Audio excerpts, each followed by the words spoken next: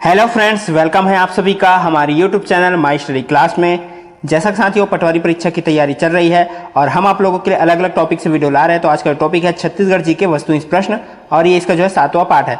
साथियों अगर आपने जो अभी तक पिछला वीडियो नहीं देखा है तो आप जो है हमारे वीडियो के डिस्क्रिप्शन में जा सकते हो, जहां पर आपको जो है पिछला वीडियो का सारा लिंक मिल जाएगा। आप पिछला वीडियो देख सकते हो। अगर आप सारे टॉपिक से रिलेटेड पूरा वीडियो एक साथ देखना चाहते हो तो आप हमारे प्ले लिस्ट भी चेक कर सकते हो। तो चलिए आज के वीडियो हम शुरुआत करते हैं। तो चलिए आज का पहला प्रश्न देखते हैं और पहला प्रश्न है, किन पहाड़ियों या पर्वत श्रेणियों के घने जंगलों वाला भूभाग गोंड और अबुझमाड़ियों की स्वदेशी जनजातियों का निवास स्थान है, जो एकांत में रहते हैं और बस्तर क्षेत्र के सुनसान परिक्षेत्रों पर अपना हक जमाते हैं। तो कौन सा पहाड़ है वो? तो यहाँ पे 4 ऑप्शन दिया गया है, मैकल पहाड़ियाँ, बैलाडीला, चिरमिरी, अबुझमाड़ पहाड़ियाँ। तो इस प्रश्न का जो सही आंसर हो जाएगा वो है ऑप्शन डी, अबुझमाड़ पहाड़ियाँ। ठीक है साथियों, ऑप्शन डी जो है इसका राइट आंसर हो जाएगा। ये प्रश्न आप एक बार और अच्छे से देख सकते हो, अबुझमाड़ पहाड़ियाँ हैं। चलिए अगला प्रश्न देखते हैं। 2015-16 के बजट प्राक्कलनों के अनुसार छत्तीसगढ़ बीमारू राज्यों में से कुल व्यय के प्रतिशत के रूप में सामाजिक क्षेत्र पर लगभग 57% में कितने स्थान पर था? तो इसका जो राइट आंसर है पहले स्थान पर। ठीक है साथियों, ऑप्शन ए जो है इसका राइट आंसर हो जाएगा। कब के हिसाब से? 2015-16 के बजट प्राक्कलनों के अनुसार छत्तीसगढ़ जो है बीमारू राज्यों में से कुल व्यय के प्रतिशत के रूप में सामाजिक क्षेत्र पर व्यय में जो है ये पहले स्थान पर था।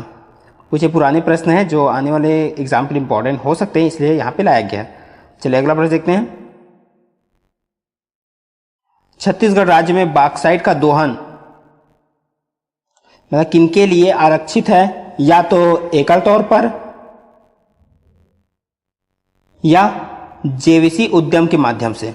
ठीक है साथियों, तो छत्तीसगढ़ में बॉक्साइट का दोहन जो है किसके लिए आरक्षित है? तो इसका जो राइट आंसर है वो है सार्वजनिक क्षेत्र के उपक्रमों के लिए। ऑप्शन बी जो है इसका राइट आंसर हो जाएगा, सार्वजनिक क्षेत्र के उपक्रमों के लिए आरक्षित है या तो एकल तौर पर या जेवीसी उद्यम के माध्यम से। चलिए अगला प्रश्न देख लेते हैं। छत्तीसगढ़ राज्य में कितने मान्यता प्राप्त वन्य जीव अभ्यारण्य हैं? तो कितने हैं? तो ऑप्शन आप देख सकते हो साथियों। तो इसका जो राइट आंसर है वो ऑप्शन डी 11। ठीक है साथियों, छत्तीसगढ़ में जो है मान्यता प्राप्त जो वन्य जीव अभ्यारण्य है वो 11 है। साथियों अगला प्रश्न शुरू करने से पहले मेरा छोटा सा रिक्वेस्ट है, अगर आप चैनल पर नए हो तो चैनल को सब्सक्राइब जरूर कीजिएगा, बेल आइकन जरूर दबाइएगा, जिससे आपको आने वाले सभी वीडियो का अपडेट मिलते रहेगी। वीडियो पसंद आए तो लाइक जरूर करना और वीडियो को जो है ज्यादा से ज्यादा शेयर जरूर करना। तो चलिए अगला प्रश्न देखते हैं।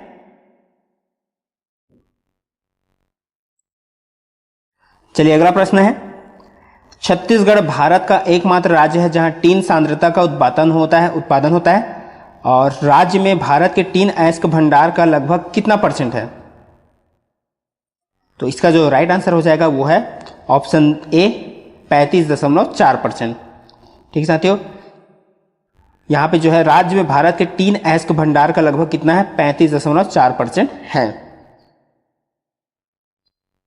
चलिए अगला प्रश्न देखते हैं। विधानसभा के सदस्य का कार्यकाल कितना होता है? तो कितना होता है? इसका जो राइट आंसर है वो है ऑप्शन बी 5 साल। विधानसभा के जो सदस्य का कार्यकाल कितने साल का होता है? 5 साल का होता है। चलिए अगला प्रश्न देखते हैं।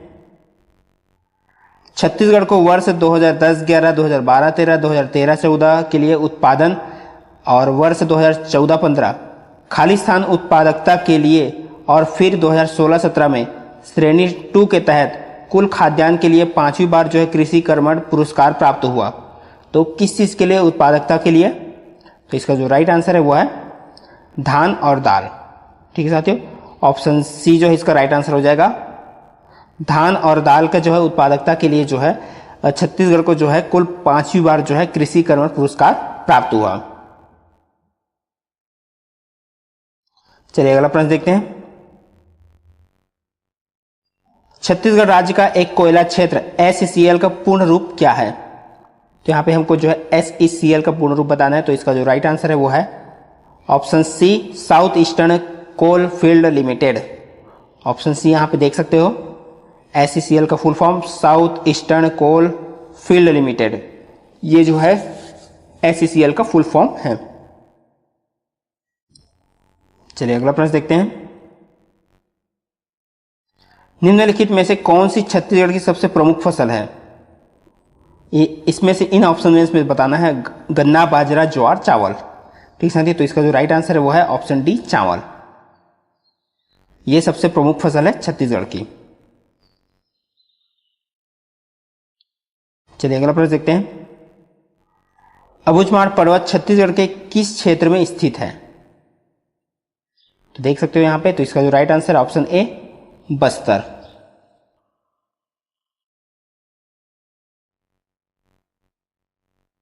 अगला प्रश्न है, दुर्ग जिले के नागपुरा नामक गांव में जो है किनका एक प्राचीन मंदिर है?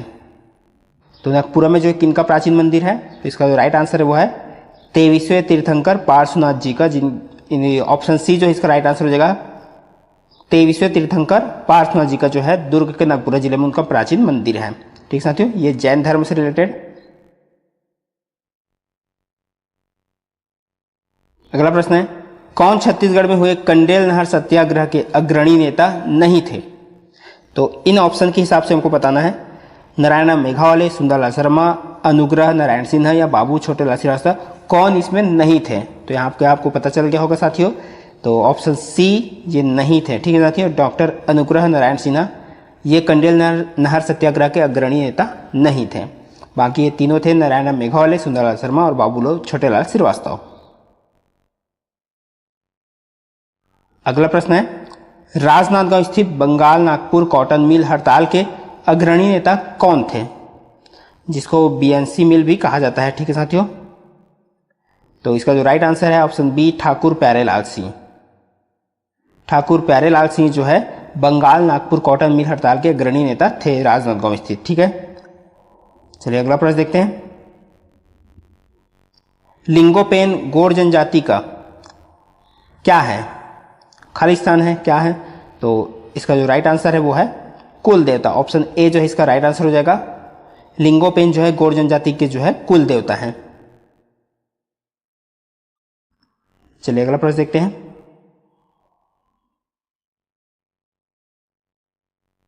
खालिस्तान छत्तीसगढ़ की वह लोक नृत्य शैली है जिसमें नर्तक जो है दो लंबे बांस या किसी भी दृढ़ डंडों पर चढ़कर ऐसे ही अन्य नर्तकों की भीड़ में कौशल दिखाते हैं।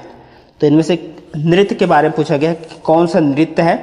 तो चलिए इसका राइट आंसर देख लेते हैं, तो वो है गेड़ी नृत्य। ऑप्शन बी, गेड़ी नृत्य जो है छत्तीसगढ़ की वह लोक नृत्य है जिसमें नर्तक जो है दो लंबे बांस से किसी भी दृढ़ डंडों पर चढ़कर ऐसे ही अन्य नर्तकों की भीड़ में जो है कौशल दिखाते हैं, गेड़ी नृत्य। Option B right answer. चलिए अगला प्रश्न देखते हैं। छत्तीसगढ़ की किन गुफाओं को पृथ्वी पर मौजूद सबसे पुरानी मूर्तियों को रखने का गौरव प्राप्त है जो मैक्सिकन और स्पेनिश मूर्तियों के सदृश दिखती है? तो इसका जो राइट आंसर है वो है सिंघनपुर गुफा। ऑप्शन सी इसका राइट आंसर हो जाएगा। सिंघनपुर गुफा में जो है पृथ्वी पर मौजूद सबसे पुरानी मूर्तियों को रखने का गौरव प्राप्त है जो मैक्सिकन और स्पेनिश मूर्तियों के सदृश दिखती है। अगला प्रश्न है, छत्तीसगढ़ में जनजाति सलाहकार परिषद TAC में अधिकतम कितने सदस्य हो सकते हैं? तो कितने सदस्य हो सकते हैं? ऑप्शन सी 20 सदस्य। ठीक है साथियों, TAC यानी कि जनजाति सलाहकार परिषद में जो है अधिकतम 20 सदस्य हो सकते हैं। अगला प्रश्न है,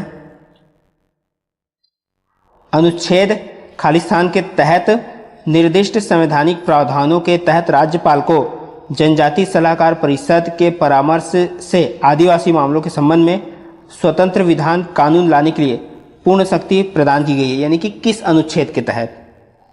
तो इस प्रश्न का सही आंसर हो जाएगा ऑप्शन सी, अनुच्छेद 244 के तहत। ऑप्शन सी इसका राइट आंसर हो जाएगा।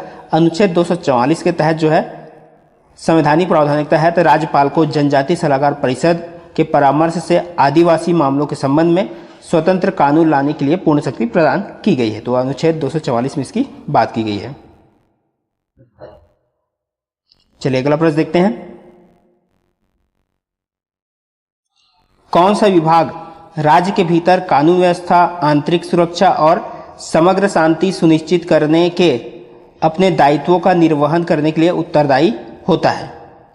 तो कौन सा विभाग है? तो इसका जो राइट आंसर है ऑप्शन बी, गृह विभाग। ठीक है साथियों, गृह विभाग जो है राज्य के भीतर कानून व्यवस्था, आंतरिक सुरक्षा, समग्र शांति सुनिश्चित करने के लिए अपने दायित्वों का निर्वहन करने के लिए उत्तरदायी होता है। ऑप्शन बी इसका राइट आंसर हो जाएगा। चलिए देखते हैं इसके बाद आज का आखिरी प्रश्न। किसे छत्तीसगढ़ सरकार की सभी बाह्य सहायता प्राप्त परियोजनाओं के लिए संस्थागत वित्त की अधिप्राप्ति के समन्वय से संबंधित उत्तरदायित्व सौंपे गए हैं? तो किसे सौंपे गए हैं? तो इसका जो राइट आंसर है वो है DIF, यानी कि ऑप्शन डी, संस्थागत वित्त संचालनालय DIF को सौंपे गए हैं छत्तीसगढ़ की जो है सभी बाह्य सहायता प्राप्त परियोजनाओं के लिए। तो ऑप्शन डी जो है इसका राइट आंसर हो जाएगा। तो साथियों ये था आज का हमारा जो है 20 IMP जो है यहाँ पे छत्तीसगढ़ जी के जो आने वाले सभी एग्जाम के लिए महत्वपूर्ण हो सकते हैं। साथियों आज की वीडियो को देखने के लिए बहुत बहुत धन्यवाद। चैनल पर नए हो तो सब्सक्राइब जरूर कीजिएगा, वीडियो पसंद आया तो लाइक जरूर करना साथियों, और वीडियो को शेयर जरूर करना। तो मिलते हैं इसी तरह और अगले वीडियो के साथ।